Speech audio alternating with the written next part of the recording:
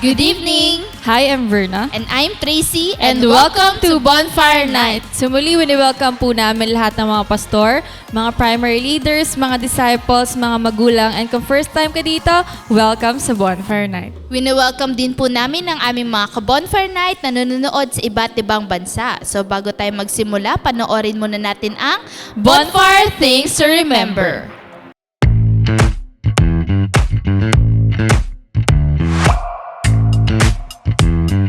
Here are your bonfire things to remember. Bring your notebook, Bible, and ballpen. Open your heart to the message. Hashtag Puspus Yarn. No unnecessary activities while watching. Hashtag multitasker. Wag ganon. Focus on the message through our speakers. No?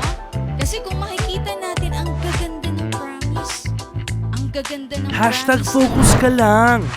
Invite and tag your friends. Be a blessing. Hashtag friendship goals. Engage by sharing your thoughts and leave comments below. Respond to the message and take action. Oh, huwag kalimutan mga ka-bonfire ha. Paalam!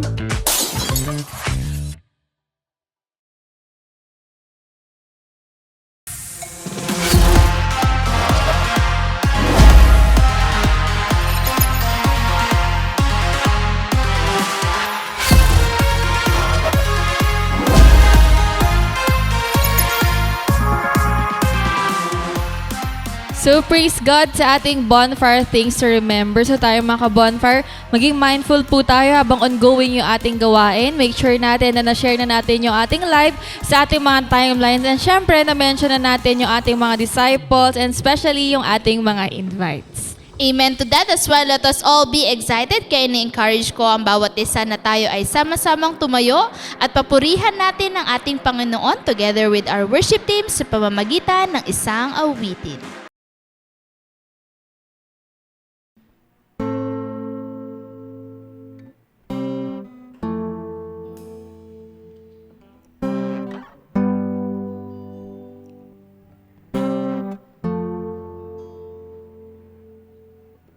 Take this fainted heart. Take these tainted hands. Wash me in your love. Come like grace again. Even when my strength is lost, I'll praise you. Even when I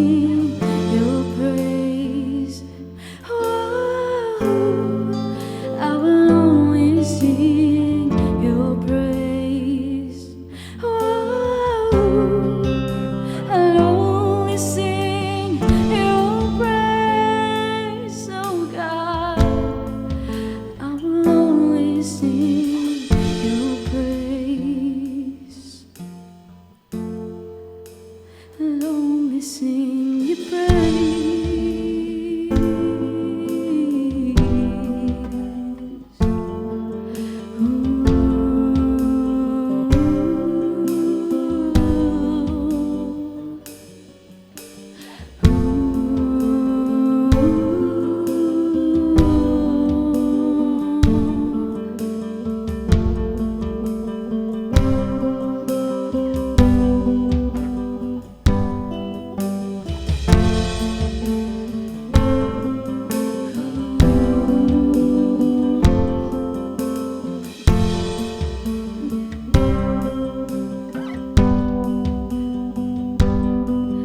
And my heart burns only for you.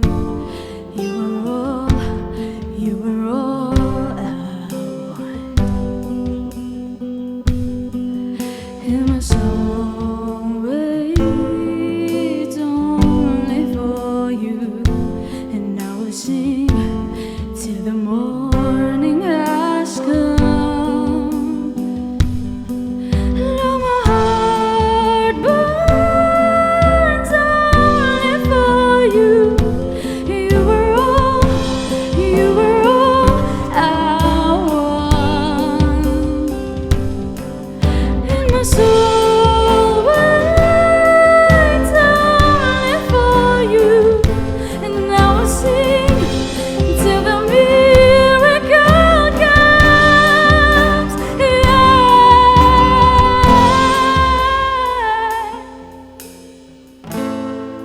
I will only sing your praise. I will only sing your praise. Oh, I will only sing your praise. Even when the morning comes, I'll praise you. Even when the fight is won, I'll praise you. Even when my time on earth is done, louder than I'll sing your praise. I will only sing your praise.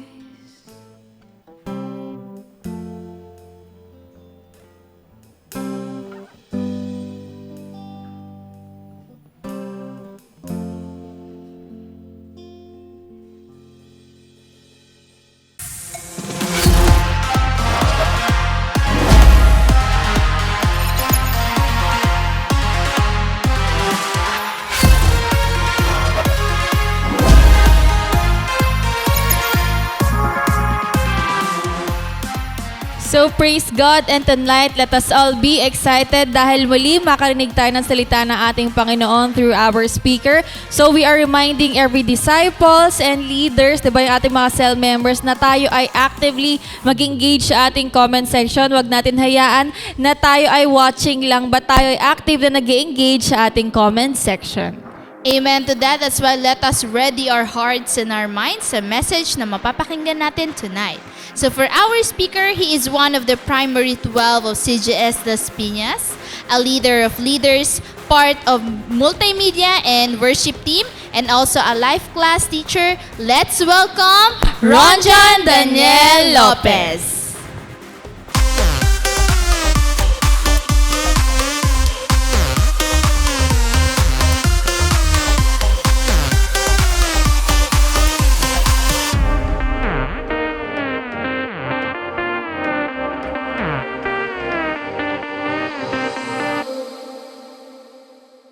Good evening po mga ka-bonfire. So yun, magandang gabi po sa lahat. And una po sa lahat, binabati ko po yung ating butihing pastor na si Pastor Rami Nares Jr. and si Tita Del. So maraming salamat po sa pagbibigay ng pribilehiyo ulit na makapaghatid po ng mensahe ng ating Panginoon ngayong gabi. And good evening po sa lahat ng mga ka-bonfire night natin na nakasubaybay ngayon, sa ating mga pastors, primary leaders, and mga cell members, disciples, at sa mga first-timers po. So samahan niyo po ako sa panalangin sa ating pagsisimula. Let's pray. Praise you, Father God in heaven, Lord. Maraming salamat, Panginoon, sa gabing ito na inyong pinagkaloob po sa amin. Maraming salamat sa pag-iingat niyo po sa amin sa mga nakalipas na araw. Thank you for all the blessings, for all the provisions, for all the answered prayers, Panginoon. Truly, you are great in our lives, Panginoon. Maraming salamat sa lahat ng ito, Lord God, and help us, Panginoon, to daily appreciate it, Panginoon, and acknowledge it in our lives, Panginoon, and to have that gratefulness, Panginoon, palagi sa inyo, Lord. And Lord, sa gabing ito, we pray, Panginoon, na sa inyong mensahe na ihahatid sa amin, Panginoon, gamitin niyo po ako as instrument bilang daluyan nito. Give me wisdom, knowledge, and strength. Guide me, Holy Spirit, and I pray, open our hearts and our minds, Panginoon. Help us to humble ourselves before you, na buong-buo naming matanggap, Panginoon, yung inyong mensahe, yung nais niyo pong iparating sa bawat isa sa amin ngayong gabi. Maraming salamat, Lord. To you alone, all the glory and praises. In Jesus' name we pray. Amen and amen. Okay. So yun po, good evening po ulit sa lahat. So, yung verse po natin is matatagpuan sa Hebrews chapter 13, 17 to 18. So, babasahin ko po siya sa NIV version. So, samahan niyo po akong basahin yung Hebrews 13, 17 to 18. Sabi po dito, obey your leaders and submit to their authority. They keep watch over you. As men who must give an account, obey them so that their work will be a joy, not a burden, for that would be of no advantage to you. 18, pray for us. We are sure that we have a clear conscience and desire to live honorably in every way. And yung isa po nating verse matatagpuan din po sa Romans chapter 13 verse 1. Sabi po dito, everyone must submit himself to the governing authorities, for there is no authority except that which God has established. The authorities that exist have been established by God. Ayan po. So I think may hint na po kayo patungkol po sa inyong pag-uusapan natin ngayong gabi. So yung salitang submission. So what is our initial reaction po ba kapag naririnig natin yung salitang submission? Diba? Yung submit yourself or magpa-submit tayo sa leader natin. Submit yourself to God. Submit yourself to your parents. Diba? Minsan, pagdating sa mundo, maraming lies and deception. Pag sinasabing submission, naku, wala ng kalayaan. Diba? Hindi ko na magagawa yung gusto kong gawin. Diba? Yung parang sabihin na nakukulong na lang ako na hindi ko pwedeng magawa yung gusto ko. Ganyan. Tapos minsan, meron din na pag sinabing submission, KJ, ayan, or parang hindi na daw uso kasi iba na yung panahon ngayon. Or parang, yung iba naman, sinasabi, nakakasakal. Diba? Pag submission, may magsasubmit sa leader, magsasubmit sa magulang, isasubmit ko yung sarili ko sa Lord, parang nakakasakal naman, diba? Yung parang nasisikil daw sa gustong gawin. So those are the wrong interpretations, diba, of the world pagdating sa salitang submission. Pero, pag sinabing submission, we must know that it is for our, it is for our own good. Submission ay nakadikit sa isang taong tunay na nakakilala sa Lord at nakatanggap ng tunay na pagbabago. Amen? So, ang submission po ngayon, aalamin natin ano po ba yung katotohanan na nakapaloob po dito. So, yung team po na nais ko pong ibahagi sa inyo is the truth about submission to authority. O yung katotohanan patungkol sa submission to authority. So there are lies and deception when it comes to the word submission. Kaya dapat mag-iingat po tayo sa mga napapanood, nababasa, or mga napapakinggan natin. Na ito bang mga nababasa, nakikita ko social media, is it reliable? 'Di ba? Those people na nagpo-post ng ganito pagdating sa word na submission or pagdating sa submission to authority, yan ba ay titingnan natin kung talagang bang sila ay rooted sa Word of God o talagang sila ay disciple na or nagpapadisciple ba sila. Or pagdating naman po sa mga napapakinggan natin from other people, yung mga tao bang nagsasabi sa iyo about submission is sila ba ay, yun nga, may mga leaders din or sila ba ay nagsasubmit mismo talaga sa kanilang mga leader para hindi po tayo maligaw. So sabi nga, our understanding and knowledge about submission should be based by the Word of God. Dapat yung pagtingin natin, yung pag-unawa o yung pagkakaalam po natin sa salitang submission o yung sa kung paano natin isa-submit yung sarili po natin, dapat nakabase po siya sa salita ng Diyos. Hindi lang sa mga quotations or sa mga opinion ng ibang tao. Dapat sa Word of God po tayo laging bumabase. Amen? So submission, ano nga ba yung submission? Submission is yielding to a superior force. Ayan, pag sinabing yielding, talagang pinapaubaya mo yung sarili mo sa isang mas makapangyarihan sa iyo or sabihin nating superior force, meaning 'di ba, yung mas nakakaalam ng nakakabuti sa iyo. Who is that superior force? So first and foremost na kung kanino po dapat tayo mag-submit is to submit ourselves to God. Amen? Dapat ang una na yung submission natin, pinakauna sa lahat kung kanino tayo nagsasubmit sa ating Panginoong Diyos. Amen? So yun. And also, submission is a command from God. Diba? So utos to ng Diyos sa atin to learn to submit to Him, submit ourselves to our God, diba? And to His established authorities. So kanino po ba tayo dapat mag-submit bago po tayo tumungo sa mga points, no, o sa katotohanan patungkol sa submission authority? Ayan, sige, sino ang pwede mag-comment. Ayan, comment nyo nga, sino ba? Kanino po ba tayo dapat mag-submit? Okay? So, sige, comment po natin yan. So, kanino nga ba dapat? Una, syempre, higit sa lahat, submit to God. 'Di ba? I-submit natin yung ating buhay sa Diyos. Tayo ay sumunod sa Kanya. 'Di ba? Ipaubaya natin. 'Di ba? Magpaubaya tayo sa Diyos.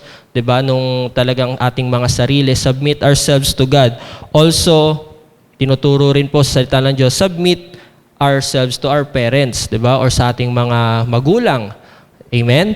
Ayan. And also, submit to our spiritual leaders. Ayan, kung sino man yung leader, 'di ba? Na inilagay ng Lord sa iyong buhay, sino yung nakawin sa iyo, 'di ba? Sino yung nagdi-disciple sa iyo ngayon, 'di ba? Submit to your spiritual leader kasi hindi yan aksidente, iniligay yan ng Lord sa iyo para ikaw ay gabayan. At pang-apat, submit to our governing authorities. Ayan. So dapat syempre sa pamahalaan din na meron po tayo, we must learn to submit. Ayan. So wala kasi talagang perfect po na authority, no, lahat may defects, pero sabi nga, kung babalikan po natin sa Romans, sabi, all authorities are established by God. Pag lumaban kasi tayo sa authorities, hindi mismo yung authority na yun yung nilalabanan lang natin. Nilalabanan natin yung in-establish ng Lord. Kaya nga tinuturuan tayo ng Lord, learn to submit. Alam mo niyo po ba sa submission, nandun din yung faith and trust natin sa ating Panginoon. Na nananampalataya tayo na it is established by God and our part is to submit. Then our part is to pray for our leaders. Yung kung babalikan natin kanina, 'di ba? Sabi ni Pablo sa Hebreo 13:18, pray for us. We are sure that we have a clear conscience and desire to live honorably in every way.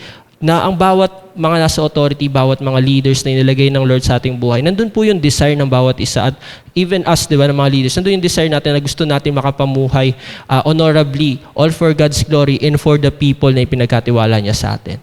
Amen? So dapat tayo rin po, ako, leader. So di ako pwede mag-lead na wala rin nagli-lead sa akin. Amen? So, gano'n na dapat, kung sino nag-lead sa akin, nagpapasubmit ako. Kasi yun yung utos ng Lord, yun yung will niya. Diba? Kanino po tayo ulit dapat mag-submit? Submit to God. Submit to God. Submit to our parents, to our spiritual leaders, and submit to our governing authorities. Amen? So, yun po. So, ngayon, dadako na po tayo doon sa ano nga ba yung katotohanan patungkol sa submission or what is the truth about submission? Number 1, is that submission is an evidence of a surrendered life. Ayan. So, ang submission po ay, katunayan, 'di ba? Or pagpapatunay na ang buhay natin ay suko. Or ebidensya ng isang buhay na suko. sa ating Panginoong Diyos. Kanino suko? Siyempre sa Lord. Amen?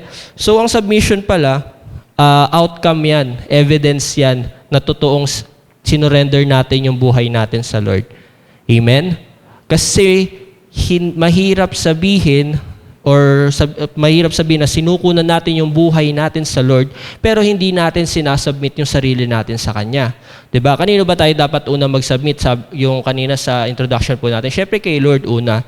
Kasi pag talagang we fully surrender our lives to God, we will fully submit our lives to Him as well. 'Di ba? We will learn to submit to Him, to His established authorities, our parents, our spiritual leaders, our governing authorities.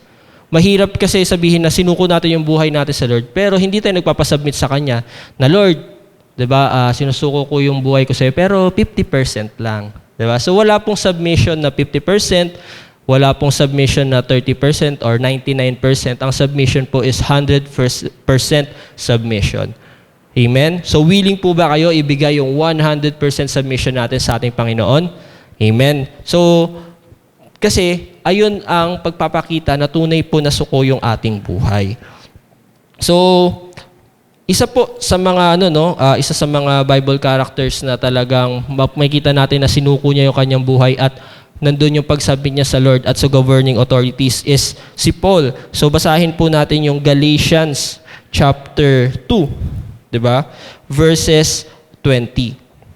So ano po ba ang sinasabi dito sa Galatians chapter 2 verse 20? Sabi dito, hindi na ako ang nabubuhay ngayon, kundi si Kristo na ang nabubuhay sa akin. At habang ako'y nabubuhay pa sa katawang lupa, mamumuhay ako sa pananalig sa anak ng Diyos na umiibig sa akin at naghahandog ng kanyang buhay para sa akin. Diba? So sabi doon sa English version po, I have been crucified with Christ and I no longer live. But Christ lives in me. The life I now live in the body, I live by faith in the Son of God who loved me and gave Himself for me.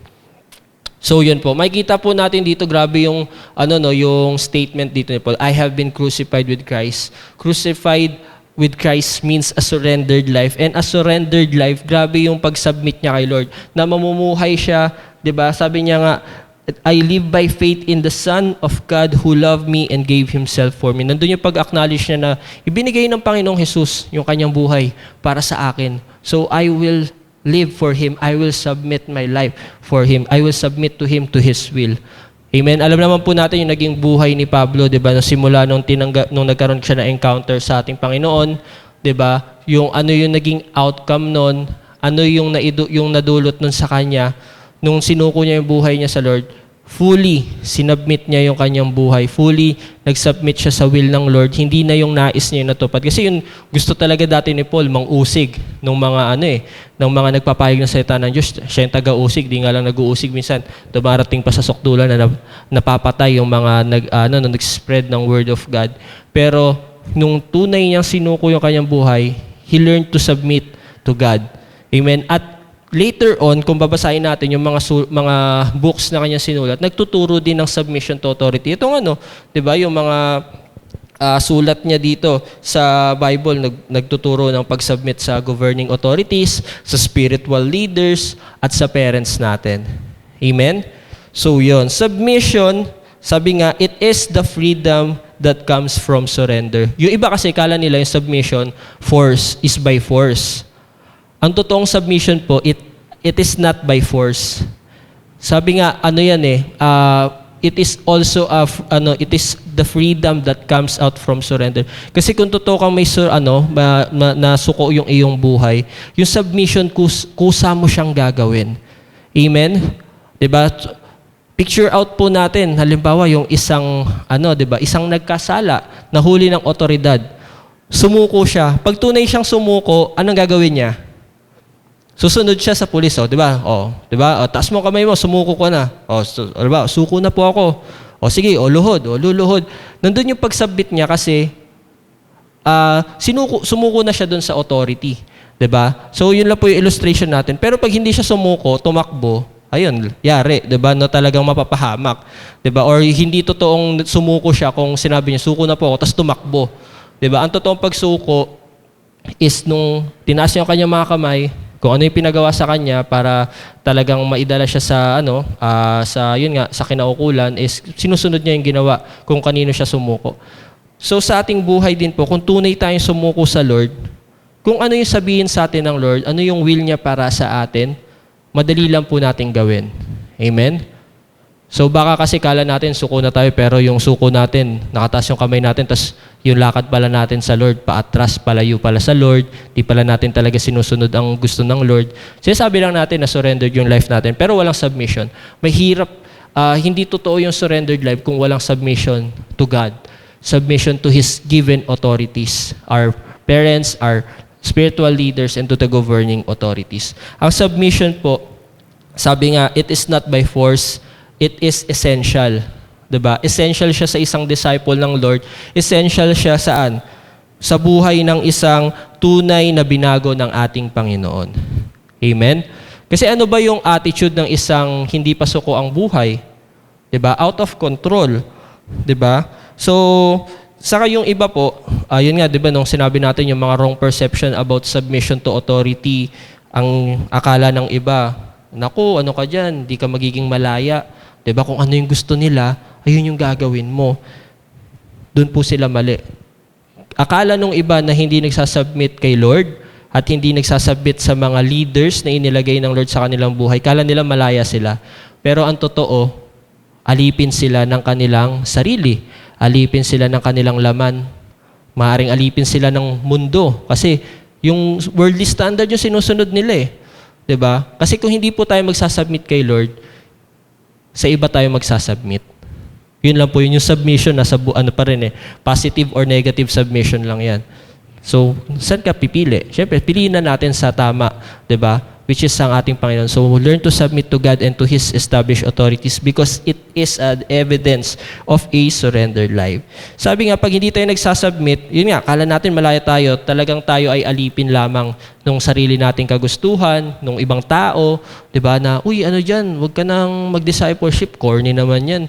Ano ka na tuloy, ano ka na, out of place ka na sa amin. Ganyan, di ba? Masasabi ng kaibigan sa labas. O kaya minsan, halimbawa, nakakalungkot, may ibang umalis sa church, na-impluwensyahan pa tayo. Huwag nating hayaan no, na ma-pollute tayo pagdating sa mga sinasabi ng iba na negative patungkol sa submission to authority. Kasi, ang tunay na suko ang buhay, hindi mangingimi na mag-submit sa will ng ating Panginoon. Amen? So just like Paul, diba, sinabi nga natin kanina, talagang grabe yung naging buhay niya kung nasubaybayan din natin, diba, sa last year, sa devotion, pag sa New Testament, diba, sa mga books na ni-write ni Paul, grabe yung submission niya sa will ng Lord and yung pagtuturo niya na submission to authority. Amen? So sabi nga po, submission help us to be free from pride. Ayan, di ba? Tinutulungan din tayo ng submission na maging malaya saan? Sa pride. Di ba? Sa pagmamataas. Kasi pag hindi tayo ito yung nilagay ng Lord na authority, pagka pilit nating pinapantayan, pilit nating gustong parang mas maging mataas. Di ba? As the Lord, He opposes the proud but gives grace to the humble. Di ba? Ayaw ng Lord na nagmamataas. Kasi kung ang design ng Lord sa atin, ngayon, halimbawa tayo bilang yung kapwa ko kabataan na mga anak, ang design sa atin ng Lord to submit to our parents. And mga disciples, submit to our leaders. Sa mga cell leaders, submit to our primary leaders. And us, primary leaders, mag-submit po sa aming pastor. Yun ang design ng Lord na magpailalim po tayo, matuto tayo magpagkumbaba. Kasi ang submission, it frees us from pride. And alam naman po natin, di ba, ano yung pwedeng maidulot ng pride. Ayan, di ba? So, ang pride, sabi nga ang pride, ayan na yan, dapat hindi inuugali. Amen. Dapat lang yan, kinakain lang. di ba? So, yun, fried chicken, yan, mga prito lang. So, dapat hindi na inuugali yung pride. Kasi hindi yan ugali ng isang disciple. Di ba? At for us to prevent being prideful, di ba, learn to submit. Amen? So, talagang kung nahirapan tayo submit, Lord, magkaroon tayo ng evaluation, Lord, kung may hindi pa ako na isusuko sa'yo, tulungan mo akong isuko ito ng buong buo for me to be free in submitting to your will and to your governing authorities. Amen? So, yun po. Sabi nga po, we cannot say that we submit ourselves to God if we cannot submit, diba, to His established authorities. Ayan po. So yun po yung pakakatandaan din po natin, no, na hindi, pwede na sabihin natin, kay Lord lang tayo magsasubmit, hindi sa mga leaders natin or hindi sa mga pastor natin. Na parang dumirect ka kay Lord, ay grabe, VIP. Diba? So grabe naman yun. Kung from Old Testament to New Testament, diba, grabe, yung line of authority talagang nakaano dun laging pinapaalala ng Lord. Diba? Diba? Sa mga Israelites. Diba? So sino ba yung ano sa kanila, nasa authority? Si Moses. Diba? Siya yung parang talagang, si Moses naman, direction nun by that time sa ating, kay Yahweh, diba? Sa ating Diyos.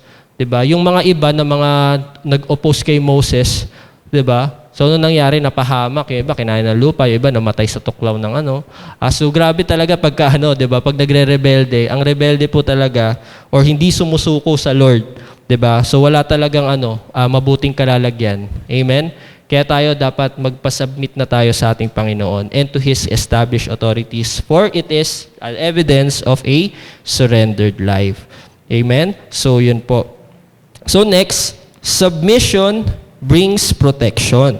Ayan. So ang submission daw po, naghahatid sa atin ng protection. Amen? So, sabi nga, do not allow ourselves to be out of control. Ayan. Kasi pag hindi tayo nagpapasubmit, doon tayo nagiging out of control or parang we let ourselves to be in control. Alam niyo po bang magkapareho lang yan na kapag tayo ay in control at out of control? Kasi kung tayo lang po magpapatakbo ng buhay natin, wala talaga. Kung walang gabay ng Lord, kung hindi tayo nagpapasubmit sa Lord, at sa mga iniligay niya sa atin, diba, to govern over us, diba, to be in authority, to guide us sa tamang landas, wala, we will be out of control. Amen?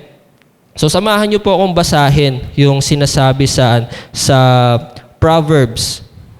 Proverbs 25:28. Ayan po. So ano po ang sinasabi sa Proverbs or mga kawikaan, chapter 25, verse 28. Diba? So ang sabi po dito, ang taong walang pagpipigil ay tulad ng lunsod na walang tanggulan, madaling masakop ng kaaway. Ayan. So pag wala tayong, kasi ang submission to authority also teaches us to have self-control. At kung wala po tayo nito, wala yung someone to guides us to have control, or hindi natin nahayaan ng Diyos na talagang isubmit natin yung buhay natin sa Kanya to submit to His will, we will be out of control. At ano yung sabi dito? Para tayong syudad na walang tanggulan or walang pader. Diba? Madali tayong mapasok ng kawayan. Kaya pag hindi tayo nagsasubmit kay Lord and to His established authorities, madali tayong pasukin ng mga wrong thoughts, diba? Ng mga wrong principles na mga pinapasok ng world or ng mga ibang tao na talagang hindi pa sold out sa Panginoon or sa vision, 'di ba? Kaya kailangan for us to be protected, 'di ba? Learn to submit, 'di ba? So, ang submission po hindi natin 'yan kaaway, hindi ka niyan sinisikil kundi ikaw ay pinoprotektahan ng submission. Amen? Kaya nga po nasa core values natin yan sa discipleship, di ba? Submission to authority. Nandyan yan kasi submission brings protection. Be humble and acknowledge that there is always a superior force that knows us very well and the way we should go. Amen? So maniwala tayo na laging may mas mataas sa atin. Hindi mahirap kasi po yun na laging nasa isip natin, di wala, nandito na ako sa tuktok. Diba? Walang mas magaling sa akin. Diba? Walang pwedeng magsaway sa akin. Kasi pag yun na yung naging kaisipan natin, yun ang simula ng pagbagsak natin. Yun ang simula ng buhay na talagang hindi kaaya-aya. Hindi man nangyayari instantly, pero it will happen. Diba? And it is biblical. Lahat ng mga nagmamataas, lahat ng hindi nagsasubmit sa Lord at hindi nagsasubmit sa governing authorities ng Lord, talaga pong napapahamak. Amen? So yun po. And also, basahin din po natin yung isa po nating supporting verse pa sa James chapter 4, verse 7. So ano nga po ang sinasabi sa James chapter 4, verse 7? Submit yourselves then to God, resist the devil, and he will flee from you. Kasi if we do not submit ourselves to God, Katabi lang natin yung devil. Ayan, baka katabi mo yan pa sa pagtulog kasi hindi mo pa sinasabit yung sarili mo sa Lord at sa authorities. 'Di ba? Kaya baka siguro sabi mo, patang init, 'di ba? Naka-aircon ka na, mainit ka, baka katabi mo yung devil kasi hindi siya nagfi-flee sa iyo kasi hindi mo pa sinasabit yung sarili mo kay Lord, 'di ba? And to his established authority. So, we must submit ourselves to God for us to be protected, for us to have that protection. Sabi nga yung umbrella of protection. Amen. Alam niyo po ba yung submission to authority? Parang yan, bahay na tayo yung nasa loob. And once we submit, nandun tayo sa ilalim ng bubong. Dumaan yung ulan, dumaan yung tinding init ng araw, we are protected. Pero kung ayaw mo magpa-submit, lumabas ka. Yan, saluin mo yung ulan. Saluin mo yung init ng araw. Parang ganun po yung illustration ng mga taong hindi nagpapasubmit or hindi nagpapa-under sa authority ng Lord and to His established authority in our lives.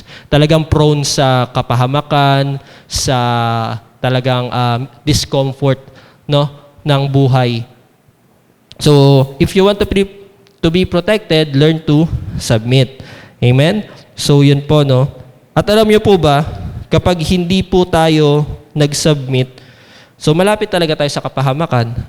Ang illustration din po nun, kasi if sabi nga po dito, kapag gusto nating sabi yung may kanta nga doon, parang I gotta go my own way. Ayan, kung ayun yung theme song mo, na you gotta go your own way. Parang ang illustration yan, parang it is like driving a car and having a hard turn papunta sa bangin.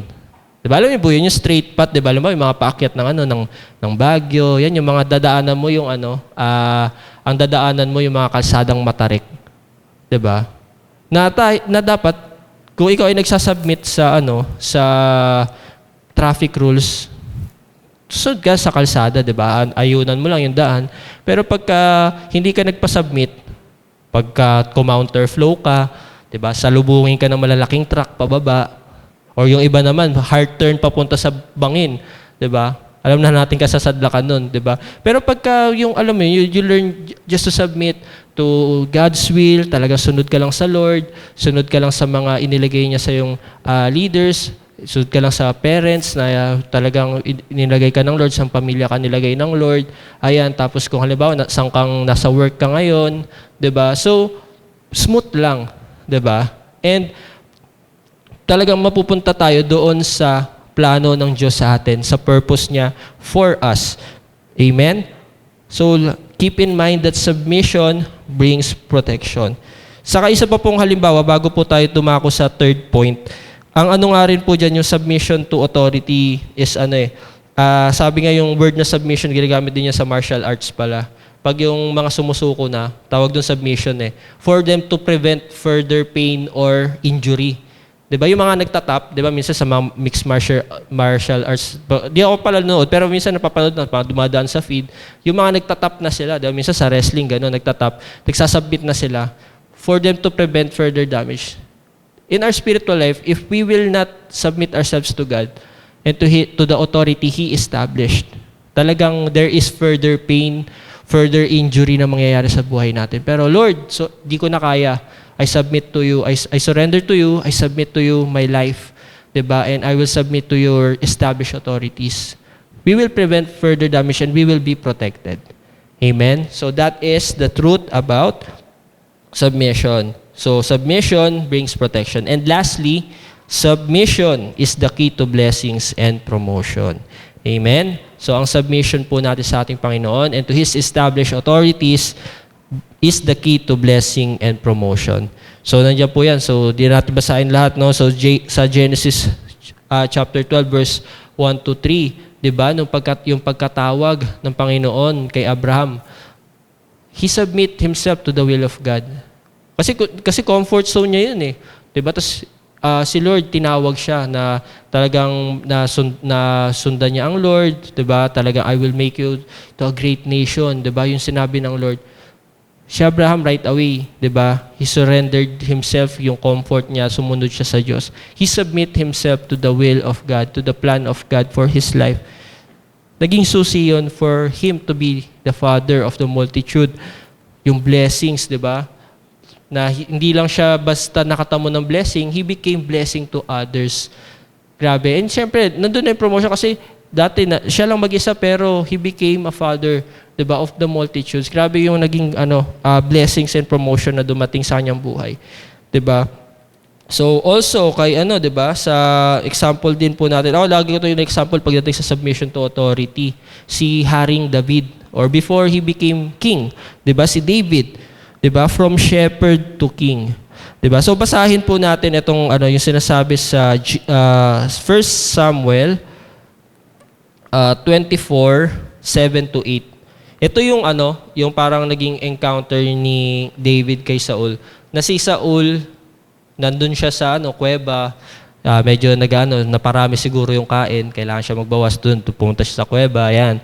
Sila David nandun din, siguro nakatype lahat ng ilong nila dun, no? Ito si Saul, di ba? Dito kaya sabi ng mga kasama ni David, patayin mo na yan, di ba? Parang, kasi si Saul that time, hinahunt si David. Diba? Because of jealousy, gusto niya patayin si David kasi nga si David, although si Saul ang king, pero si David ang mas famous, mas sinanga ng mata kasi nasa kanyang favor ng Lord, umalis na kay King Saul. Pero si David, ang attitude niya, kahit napapatayin na siya ni Haring Saul by that time, he honored the authority, yung anointing na ibinigay ng Lord kay King Saul. He submit himself to God and to the authority established by God. Hindi niya nilagay sa kamay niya yung paghatol.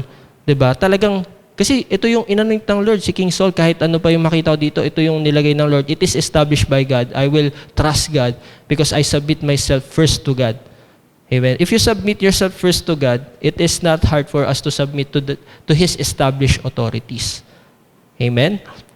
Kaya makita natin doon, ang ginawa niya lang doon, nagtigpas lang siya ng garment Sabi dito, with these words, David sharply rebuked his men and did not allow them to attack Saul. And Saul left the cave and went his way.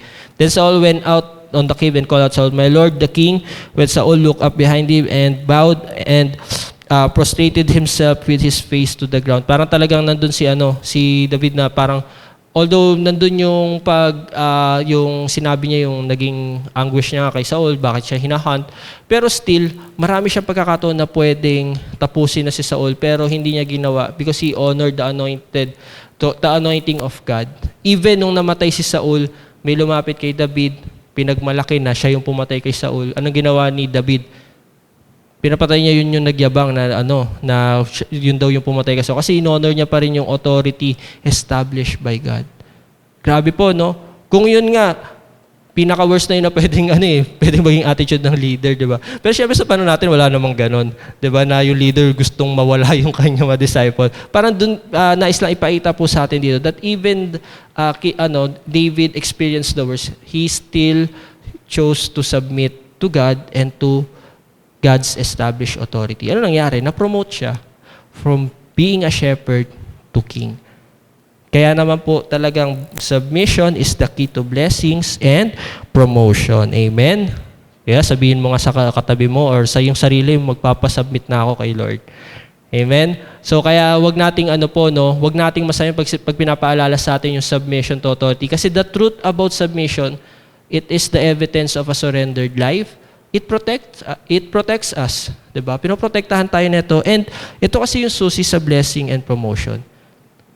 Walang rebelde na masagana ang buhay. Amen. Pagka yung may rebellious spirit, yung hindi in literal sense, nasan ba yung mga lumalaban sa authorities? Yung iba nasa bundok. Yung iba nasa syudad pero nagtatago. Ibig sabihin, walang peace talaga yung buhay ng isang hindi nagsasubmit kay Lord and to His established authorities. Ikaw, nagsasubmit ka sa pamahalaan, wala kang ginagawang masama. Nandiyan ka ngayon sa bahay niyo, nakakalakad ka kung san-san, diba? Nakakagala ka kung san-san. May kalayaan kasi you submit. There is protection. There is blessing. Amen? And pag yung submission natin talaga tuloy-tuloy, si Lord, hindi niya hayaan na hindi kayo promote. Amen? So isa sa mga natin yung pagdating sa submission si King David. 'Di ba? Pwede niya shortcutin 'yun, para maging hari na siya, kitilin niya na si Saul. 'Di ba? Pero hindi niya ginawa, wala tayong nabasa sa Bible na talagang nag-isip si David ng ganun. Ang gusto, ano talaga, kung hanggat maaari tumakbo na lang. Ayokong magkasala sa Lord, ayokong ilabanan yung established authority ng Lord. Ganun. 'Di ba? Grabe yung submission. And in-honor ng Lord yun. He became king. 'Di ba? So, kaya I challenge everyone today po, and I challenge yung mga talagang medyo meron pa tayo sa tingin natin struggle pag submission. Surrender it all to God. And yung sa mga nagsasubmit na sa Lord and to their leaders, parents, ayan, to the governing authorities, continue to do so. 'Di ba? And the Lord will be the one to bless us and promotes us for the glory of His name. Sa ating pagtatapos po, those who fully surrender their lives unto the Lord can truly submit to Him, His established authorities, physically and spiritually. Diba? So, yun po.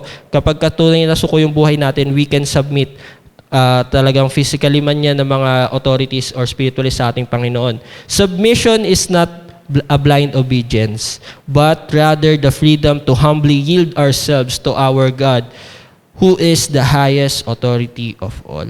Amen. So yun pa yung iba kasi na false accusations pagdating sa submission, blind obedience daw. Pero ang submission kasi, it is the freedom, 'di ba, to humbly yield ourselves to our God who is the highest authority of all. Kasi yung submission, malaya natin ginagawa yan kasi sukunan yung buhay natin sa Lord. At walang puipilit sa atin kasi it is an evidence, it naturally comes out to those who fully surrendered their life to our Lord.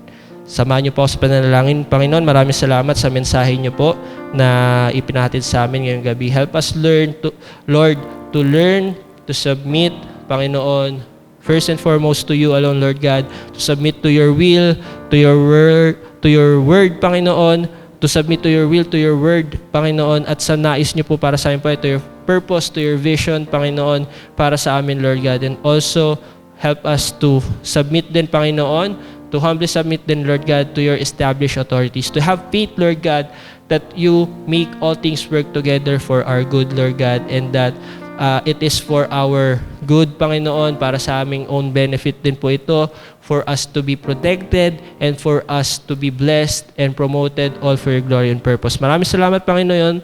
Panginoon, to you alone, all the glory and praises. In Jesus' name we pray. Amen. So maraming salamat po and God bless.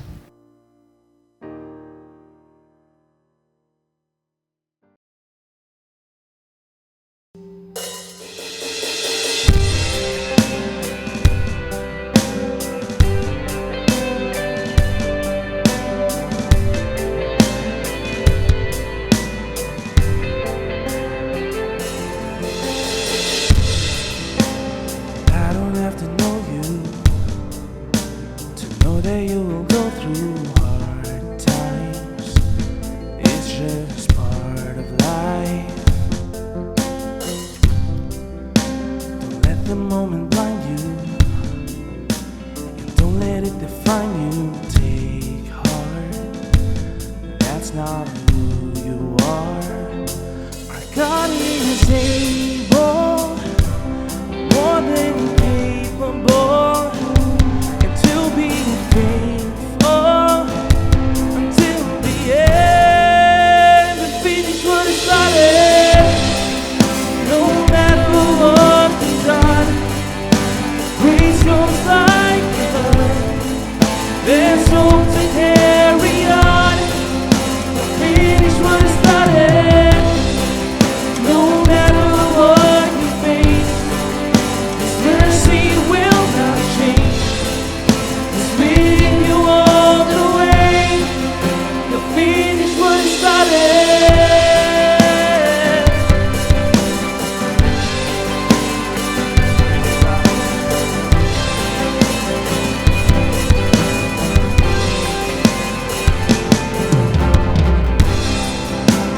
And they are forgiven, so there's no need to give in to the lie. You're disqualified.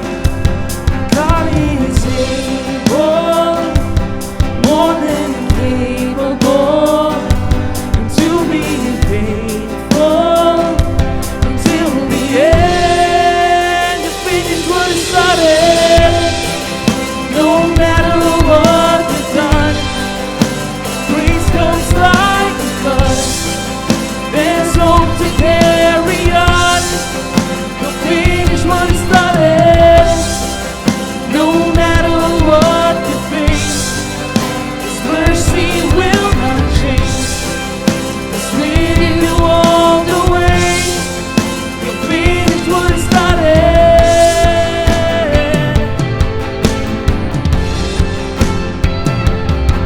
Thank you, God. Let's declare tonight. Come on.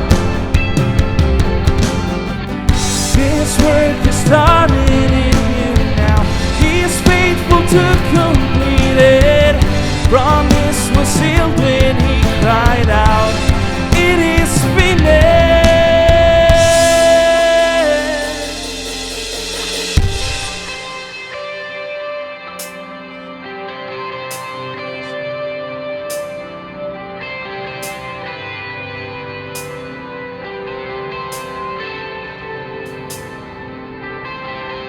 No matter what you've done, grace comes like a flood. There's hope to carry on. He'll finish what He started. No matter what you face, His mercy will not change. It's with you all the way. He'll finish what He started.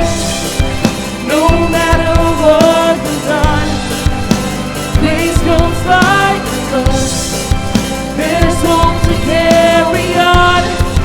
You'll finish what He started.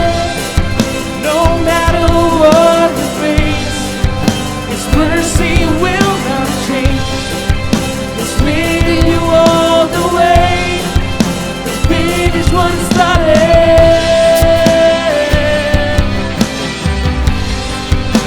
Finish what He started.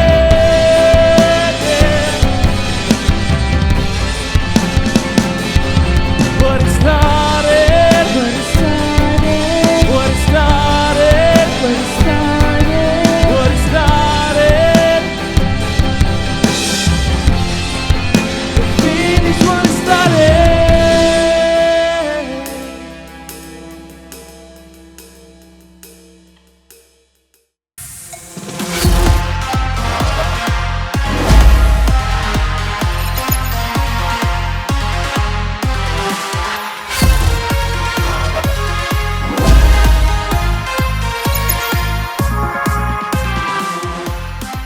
Praise God and thank you, Daniel, sa message na hinatid mo sa bawat isa. At alam ko rin na marami po tayong natutunan tonight. Kaya we encourage na continuously andun pa rin yung patuloy tayo na nagpo-post sa inyong mga social media site na inyong mga takeaway lines using these hashtags.